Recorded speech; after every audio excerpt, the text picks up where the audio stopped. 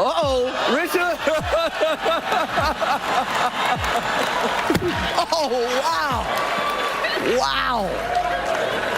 The night of March 27th, 2022 was supposed to be another glamorous Academy Awards show. Stage lights blazing, cameras gliding through the hall, stars smiling in gold and glitter. Then, out of nowhere, a slap echoed like thunder. Will Smith marched onto the stage and struck Chris Rock right there in front of millions watching live. What does he do?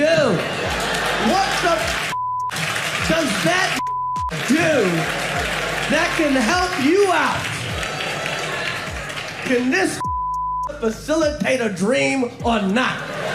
The world froze. Chris Rock, the man known for his fearless jokes and loud laughter, stood still for a moment, his face frozen in shock, his smile trembling like it was holding back a lifetime of pain. No tears, no shouting, just silence and the sound of his heart pounding. Behind that moment, flashes of his past came flooding back. Memories of being beaten down, mocked, and surviving through laughter when life gave him nothing else. The humor that once protected him cracked right there on stage. Fellas, you got to talk. That's women's biggest complaint. You don't talk. But women don't want you to talk, talk, Women just want you to listen, listen. And at 60 years old, people finally began to see that slap wasn't just a quick outburst, it was the echo of decades of hurt. What was really behind it? A lifetime of scars that turned Chris Rock into one of Hollywood's most complex souls. He's talked about his childhood, calling it a decade-long nightmare. It wasn't exaggeration, and it wasn't for sympathy. Violence, racism, and humiliation were daily battles that left wounds deeper than anyone could imagine. Even now, he can still remember the cold concrete against his back after being attacked by older kids at school. And as a man, you don't really gotta talk. You gotta just act like you're talking, like, get out of here. Go on, I don't believe it. You don't say, really? I told you that bitch crazy. Women, exact opposite. Y'all gotta learn when not to talk. Born on February 7, 1965 in Andrews, South Carolina, his family soon moved to Brooklyn, New York, first Crown Heights, then Bedford-Stuyvesant. Back in the 1970s, those neighborhoods were rough, filled with crime, gangs, and chaos, and in the middle of it all, a young Chris Rock learned that sometimes laughter was the only way to stay alive. For a small, quiet kid like Chris, every morning felt like walking into a war zone. Each step outside his door came with the fear of not knowing if he'd make it home without another beating. The nightmare really started in 1976, when 11-year-old Chris got caught in the middle of a school desegregation policy. The plan sounded good on paper, mixing black and white students for equal education. But in real life, it threw kids like Chris into schools where almost everyone saw them as outsiders. He got to watch the game. He got to hang with his boys. He got to take a drive. He got to do something that will mentally prepare him for all the talking he gonna hear when he get home. As soon as you take one step in, you're... Day after day, Chris faced brutal attacks. This wasn't simple bullying, it was targeted violence. He later shared how groups of students would gang up on him, hitting and kicking until his clothes were ripped and his lips bled. Sometimes they dumped him into trash cans or locked him in bathrooms through recess like it was some cruel joke. It sounds unbelievable, but Chris himself confirmed these stories in interviews with Vanity Fair and CBS News. You ever notice how no man comes home straight from work? A man get up work, he got to go somewhere. He got to drink something. He got to smoke something. I went to school in fear and left in shame, he said, words that still hit hard. Even worse, teachers saw what was happening but did nothing. To them, a black kid getting hurt wasn't a problem worth noticing, and that cold neglect cut deeper than any bruise. It was racism disguised as silence, the kind that eats away at your confidence until you start doubting your own worth. Then came the most devastating moment. Chris witnessed his best friend lose his life right in front of him. No warning, no reason, just a moment that shattered his world. He's never shared the details, but he admits that pain never left him, calling it a wound that follows me for life. From that day on, young Chris Rock learned what real fear and loss felt like. Let me get my other foot in the fucking door. Let me get something to eat. Let me get something to drink. Let me take a shit. And it changed him forever. In the world Chris grew up in, death could come just for being in the wrong place. No warning, no reason. Those years didn't just toughen him, they rewired him completely. He built a strange kind of survival instinct, one that ran on laughter. Comedy wasn't about chasing dreams back then, it was his shield. If he could make people laugh, maybe they wouldn't hit him. Stop telling your kids that they special. Maybe they special to you, but but not to me. I don't play that. Every day before my kids leave for school, I get them at the door. I'm like, Lolazar, check this out. If he kept them entertained, maybe they wouldn't try to tear him down. Between 1978 and 1980, a young Chris started watching stand-up comics on TV, memorizing their delivery, their timing, even the way they smiled after a joke. Alone in front of his mirror, he practiced those moves until they became second nature. Every punchline, every grin hiding fear behind precision. Soon as you leave this door, nobody gives a about you. Nobody in the whole world gives a about you. Nobody thinks you're cute. Nobody thinks you're smart. Nobody gives a about your opinion. Nobody on the whole earth outside of this door gives a about you. What the world would later call comic genius was, in truth, a skill built from fear and survival. And that's the part most people never see, the darker side of the laughter. Every sharp line, every joke was his way of staying one step ahead of pain. But it came with a price. As he grew older, Chris became extremely sensitive to humiliation. Any moment that even hinted at being mocked or disrespected triggered that same fear he'd carried since childhood. In therapy, Chris once admitted, "I don't react like an adult, I react like the kid who got beaten every day at school." And that's exactly why the 2022 Oscar slap hit so differently. It wasn't the physical sting that froze him. It was the flood of old memories rushing back all at once. The shame, the fear, the helplessness, all returning in one split second, leaving him paralyzed on that stage once again. Nobody! And even some of the people inside the house, a little on the fence. The years between 1976 and the early 1980s didn't just shape Chris Rock, they trapped him. Those years planted the roots of every scar he carried later in life. The loneliness, the fear of conflict, the heartbreaks, and the constant struggle to understand people's emotions. His long therapy journey would eventually reveal a diagnosis: nonverbal learning disorder. I once heard my grandmother say, a broke man is like a broke hand. Can't do nothing with it. What kind of gangster is that? NVLD, a condition that makes it hard for him to read facial cues and social signals. It wasn't just emotional pain he battled, it was something wired deep within him. Chris's childhood wasn't some sad story meant to sound poetic. It was a daily war. Every day brought another fight, another humiliation. That's right. Women, children, and dogs are loved unconditionally. A man is only loved under the condition that he provides something.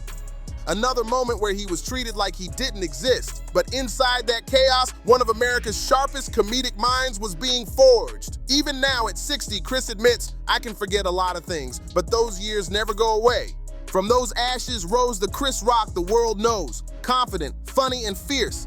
But hidden beneath that success were the first cracks of his future struggles. One of those moments came with the death of his father, a loss that changed everything. In 1982, when Chris was just 17, instead of chasing dreams, he stood in front of a coffin, saying goodbye to the only man who ever truly protected him, his father, Julius Rock. Julius wasn't rich or famous. He was a hard-working man who did whatever it took to feed his family, driving trucks, delivering newspapers, washing dishes, anything to keep food on the table. He didn't talk much, but his strength spoke louder than words. That's right. Fellas, when you meet a new girl, what do your friends ask you? What she look like? Ladies, when you meet a new guy, what do your friends ask you?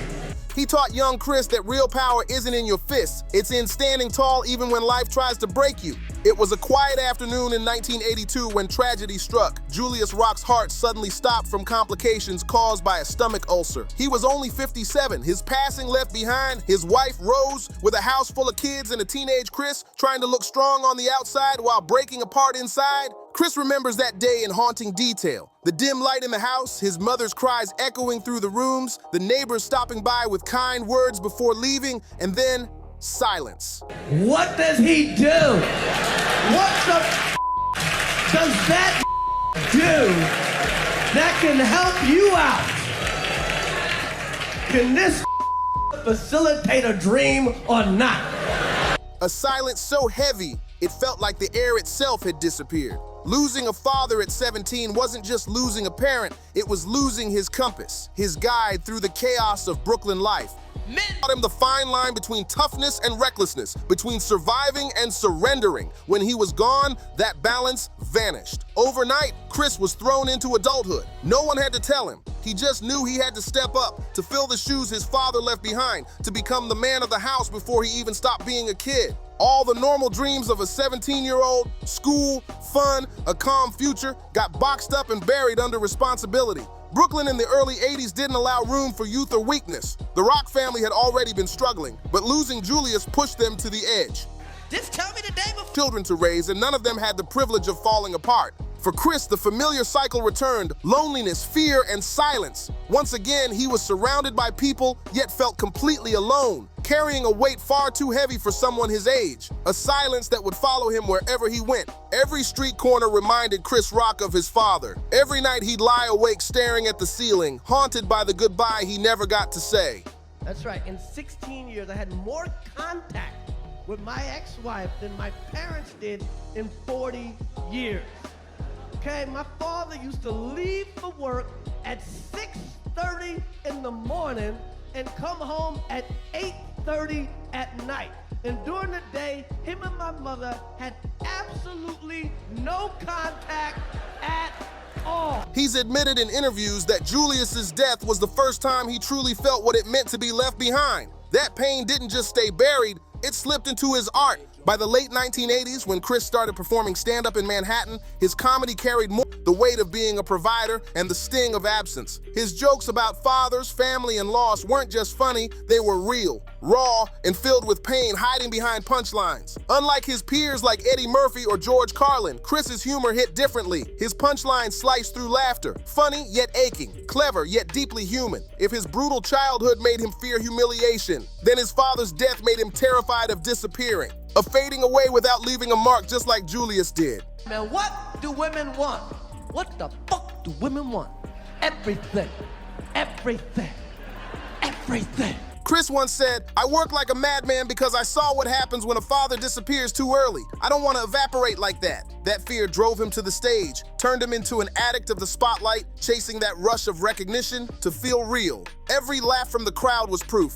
I'm still here. All around the world, it's the same answer. Everything, everything, everything.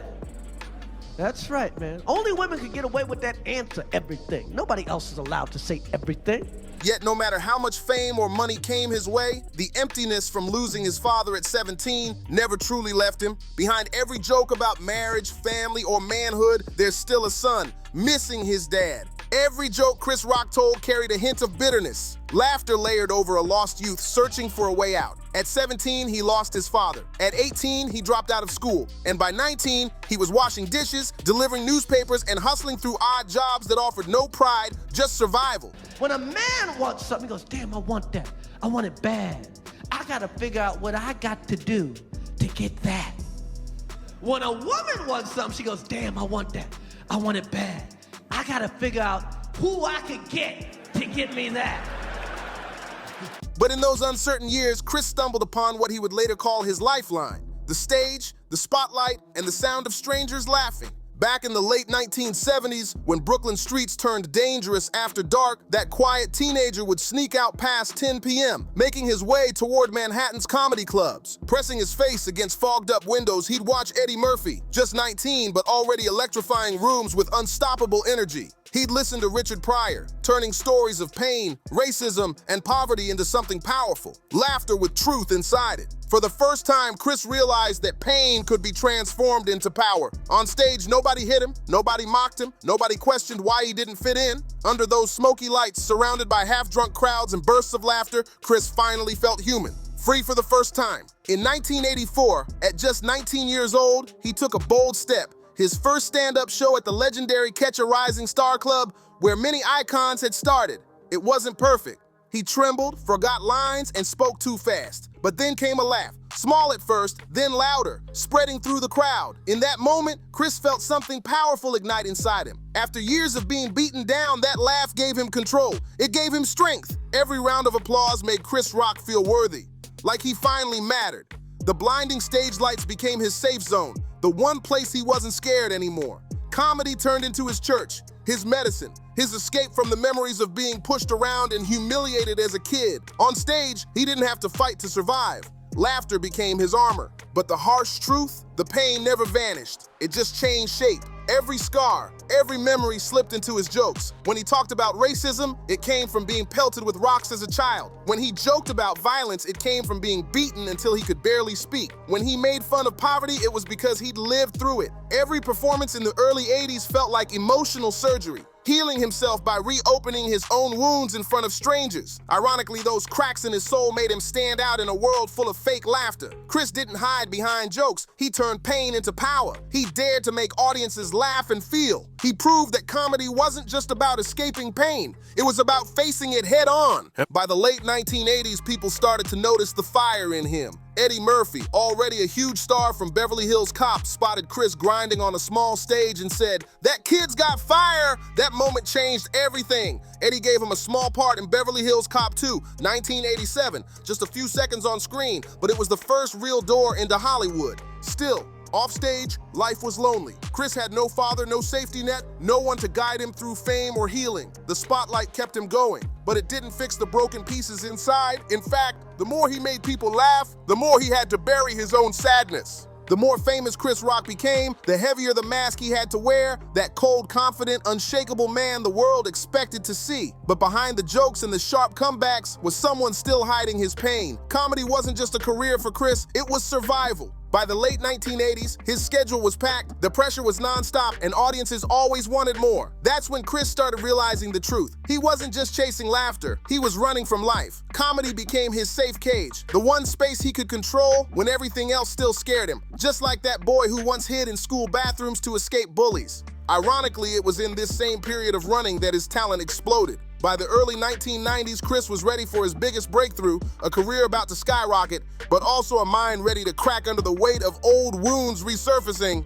He had finally found light in the darkness, but that light came with a price, having to face himself for real. In 1990, Chris landed the opportunity of a lifetime, a spot on Saturday Night Live, the dream stage for every young comedian. But for him, that dream felt like a glittering trap. The kid who'd been bullied in a white school now found himself surrounded by another kind of wall, an all-white cast and writing team where he still didn't belong. Back then, SNL was ruled by the bad boys. Adam Sandler, Chris Farley, David Spade, and Rob Schneider, all getting tailor-made roles that fit them perfectly. But Chris, he was the only black comedian in the room, constantly boxed into narrow, shallow stereotypes. "They cast me as the black guy who yells," he once said. No depth, no respect, no real voice. It wasn't a slap to the face. It was an invisible hit that stung just as deep as any punch he'd ever taken in Brooklyn. When Chris Rock joined SNL, he thought it would finally bring him the recognition he'd fought for all his life, but instead, he ran into a harsh truth. If he didn't write his own voice, nobody else would. Between 1990 and 1993, Chris delivered some standout moments and a few fan-favorite characters, yet deep down, he never felt like he truly belonged. It was as if he was just an understudy in a show that was supposed to make him a star.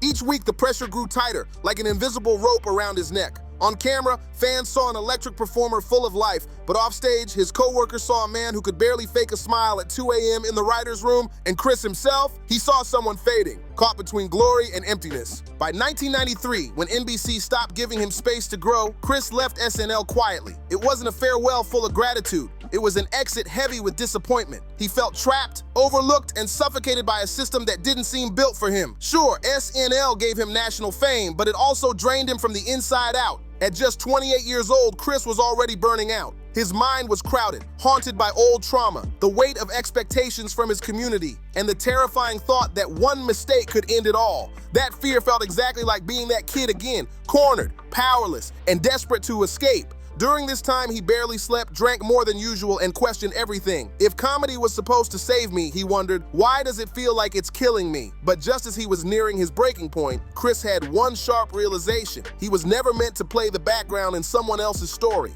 Chris Rock realized something powerful. He had to tell his own story, the one SNL never let him tell. In 1994, he started what he later called his artistic rebirth. He stepped away from TV fame and threw himself into tiny, smoky clubs packed with half-drunk crowds, using those nights to rebuild his voice from the ground up. And out of what looked like failure came something unstoppable, the raw, fearless tone that would soon define his legacy. His early success didn't lift him higher, it woke him up. That bright spotlight that once blinded him ended up pushing him off the edge, only for him to climb back stronger than anyone before him. Then came 1996, the year that changed everything. His HBO special Bring the Pain premiered and instantly flipped his entire career. Overnight, Chris Rock was no longer the guy SNL overlooked. He became a stage beast, a new icon of American comedy. The 58-minute special earned him 2 Emmys, landed on Rolling Stone's list of the greatest comedy specials ever, and crowned him as the sharpest voice of black culture in the 90s. Critics called him a genius. The press called him Richard Pryor's successor, and audiences saw him as the man bold enough to say the truths America refused to face.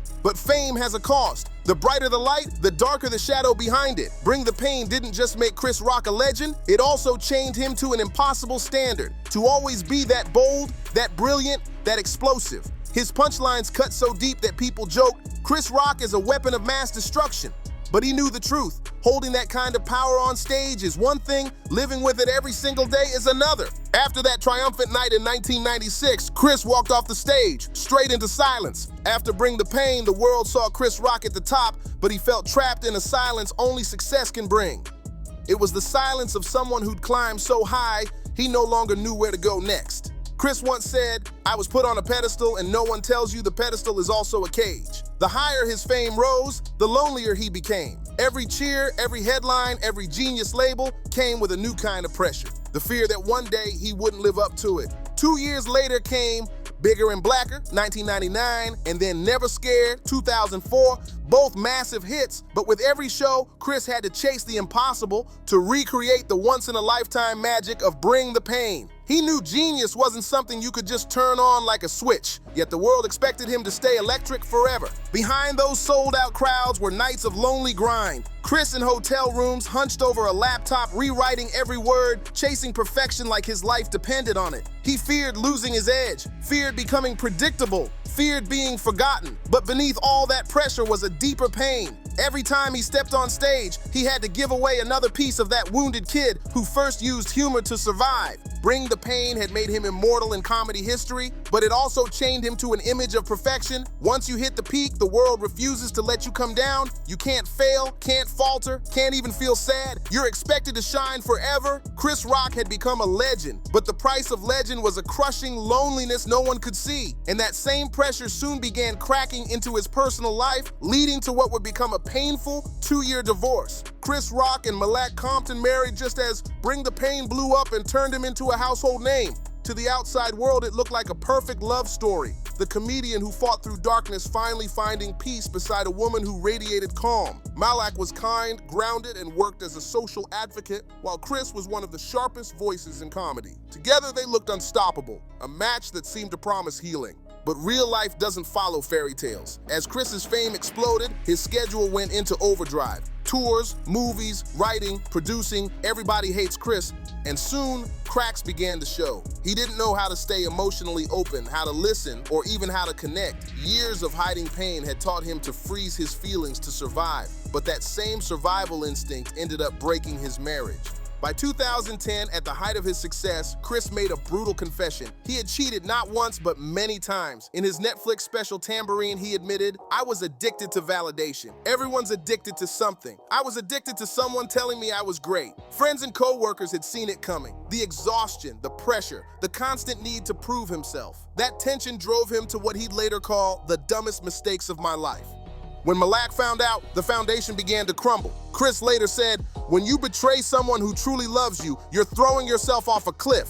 But that fall didn't happen fast. It lingered. By 2014, after 18 years of marriage, Malak filed for divorce. The process dragged on for nearly 2 painful years, marking the end of what once looked like his happily ever after. The divorce was exhausting, drawn out, and emotionally brutal, packed with legal battles and financial tension. Reports claim Chris had to pay millions, though he rarely talks about it. But the real cost wasn't money. It was the sense of failure that hit him harder than any check he ever signed. He lost his home, his balance, and the woman who once believed she could help him heal. Their daughters, Lola and Zara, were still young, caught in the middle of a storm they didn't ask for. Chris tried to stay present, doing school drop-offs, trying to connect, learning to listen, but it wasn't easy. "I didn't know how to be a husband," he admitted, "and I wasn't great at being a father either. Those words hit deep because they came from someone finally confronting himself after years of hiding behind jokes. Chris Rock's marriage didn't end because there was no love. It ended because too many old wounds never closed. The same loneliness that had followed him from the rough streets of Brooklyn to the bright lights of Hollywood refused to let go. Laughter wasn't enough anymore.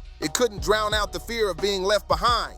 When the court finalized the divorce in 2016, Chris walked out not as a superstar, but as a broken man carrying another invisible scar. Afterward, he turned to therapy, hoping to learn how to communicate better, regulate emotions, and rebuild his family ties. But in 2019, during a long session, his therapist said something that stopped him cold. "I think you have NVLD." That moment shattered him. A realization that for 55 years, he'd been fighting battles his mind itself made harder. Nonverbal learning disorder, a condition that makes it incredibly tough to read facial expressions or emotional cues, finally gave a name to his lifelong struggle. Tone, pauses, social cues, even the smallest emotional hints. Those were the things Chris Rock had never fully grasped. Nonverbal learning disorder, NVLD, usually diagnosed in children, had lived inside him undetected for nearly 60 years. He remembered sitting in that therapy room, stunned and hollow, as the truth finally clicked. Suddenly, all the pieces of his life lined up. The childhood bullying because he seemed cold, the awkward friendships, the failed dates, the cracks in his marriage, all of it made sense now. People had called him distant, emotionless, hard to talk to, but it wasn't because he didn't care. His brain just didn't pick up on emotional signals the same way others did. It was like realizing he'd been trying to read the world in a language he was never taught. "I lived over 50 years without understanding how the world worked," Chris said in a 2020 interview.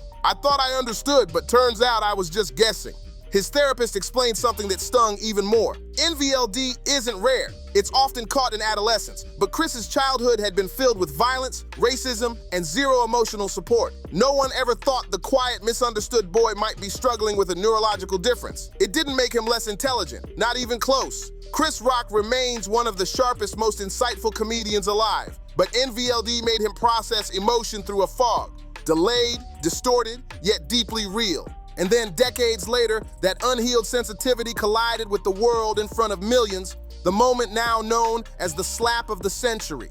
On the night of March 27th, 2022, at the 94th Academy Awards, under the blinding lights in the eyes of the world, Chris Rock stood on stage, confident, witty, and unaware that his past was about to erupt right before him. For over 4 decades, Chris Rock had mastered the art of owning a stage, but in just seconds, everything changed in a way no one could have imagined. As he stood under the blazing lights of the 94th Academy Awards, Will Smith suddenly walked up without warning, without a word, and delivered a slap so loud the microphone caught it like a crack of thunder. The entire world froze. Chris didn't dodge, didn't flinch, didn't even touch his face. He just stood there still and silent. Half a second later came that strange, twisted smile. The one he later said wasn't a smile at all, but a reflex. Viewers everywhere were confused. How could such a public, brutal moment not make him explode in anger? But once you know Chris's past, the answer hurts to hear. That wasn't the first time he'd been humiliated in front of a crowd. That slap wasn't just a celebrity clash, it was a trigger, pulling him straight back into the pain of his childhood. The kid thrown into bathrooms, the 10-year-old beaten by classmates, the Brooklyn boy shoved into lockers while others laughed, it all came flooding back.